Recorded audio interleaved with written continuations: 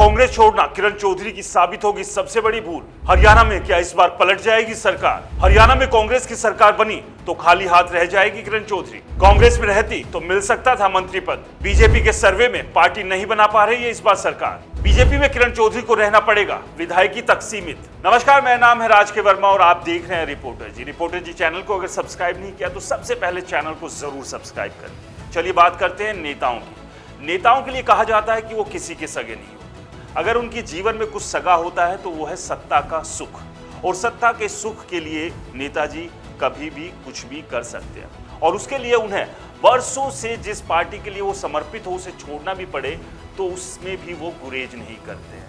अभी हाल ही में किरण चौधरी ने कांग्रेस का साथ छोड़कर बीजेपी का दामन थामा, और इसी उम्मीद में कि उन्हें एक बड़ा मान, बड़ा सम्मान और बड़ा पद बीजेपी देगी। अब वो कितना मान, कितना सम्मान और कितना बड़ा पद किरण चौधरी और उनकी बेटी श्रुति चौधरी को बीजेपी में मिलता है, ये तो खैर आने वाला समय ही बताएगा, लेकिन फिलहाल अभी तक कुछ भी मिला है नहीं। लेकिन सबसे बड़ा सवाल ये है कि क्या किरण चौधरी ने कांग्रेस छोड़ने में जल्दबाजी की?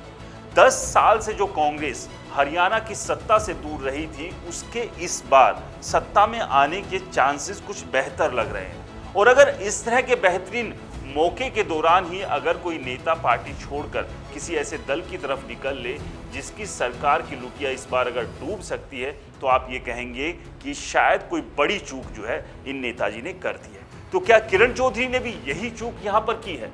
माना कि एसआरके ग्रुप का, जिसमें से अब के निकल चुका है, जिसकी वजह से वो अब आधा अधूरा ग्रुप रह गया है, लेकिन जब तक ये एसआरके था उसका हुड्डा ग्रुप के साथ 36 का आंकड़ा था।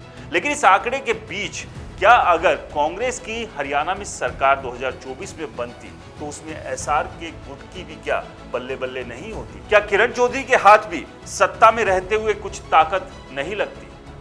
इस बात की पूरी संभावना थी कि किरण चौधरी को अगर हरियाणा में कांग्रेस की 2024 में सरकार बनती तो कोई मंत्री पद भी मिल सकता था। लेकिन अब समीकरण बिल्कुल उलट हो चुके हैं। अभी हाल ही में जो सूत्रों से जानकारी मिली है, बीजेपी ने अपने जो सर्वे कराए हैं उसमें पार्टी की हालत हरियाणा के 2024 विधानसभा चुनाव में बहुत अच्छी है नहीं। लोकसभा चुनाव की बात करें तो 10 में से 5 सीटें जीती थी, और अगर 90 विधानसभाओं की बात करें तो 46 विधानसभा पर बीजेपी ने जीत दर्ज की थी, जो कि 2019 के मुकाबले बेहद कम थी। तो ऐसे में विधानसभा चुनाव जब होंगे तो ये नंबर और ज्यादा घट सकते हैं। अब ये नंबर कितने घटेंगे?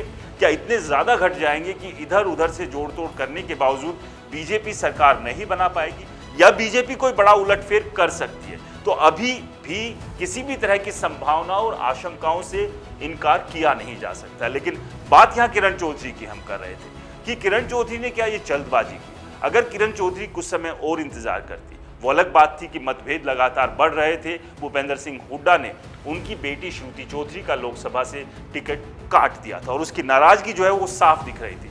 लेकिन जब इतने लंबे समय से नाराजगी, ये गुस्सा और ये गुटबाजी झेलते हुए चली आ रही थी, तो अगर कुछ दिन और इंतजार करती और अब अगर 2024 के चुनाव में कांग्रेस की सरकार बनती है तो क्या एक बड़ी मायूसी किरण चौधरी के हाथ लगेगी? क्योंकि अगर किरण चौधरी बीजेपी में रहते हुए विधायक बन भी गई तो उनके हाथ में कोई सत्ता का सुख या ताकत नहीं लगेगी। लेकिन अभी खैर ये कहना जल्दबाजी होगा कि हरियाणा में किस पार्टी की सरकार बनने जा रही है। लेकिन फिलहाल के मौजूदा हालातों की बात करें तो स्थिति जो है कहीं ना कहीं कांग्रेस की तरफ नजर आ रही है।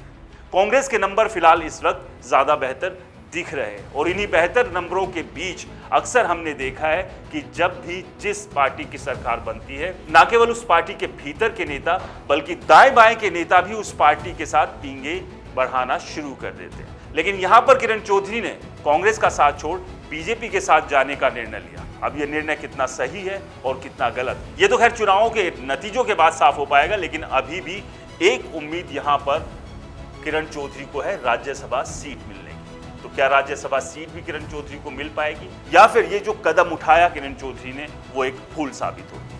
आपको क्या लगता है? हमें कमेंट्स का जरूर बताएं, और रिपोर्टर जी चैनल को सब्सक्राइब नहीं किया है तो चैनल को सब्सक्राइब करना ना भूलें। नमस्कार।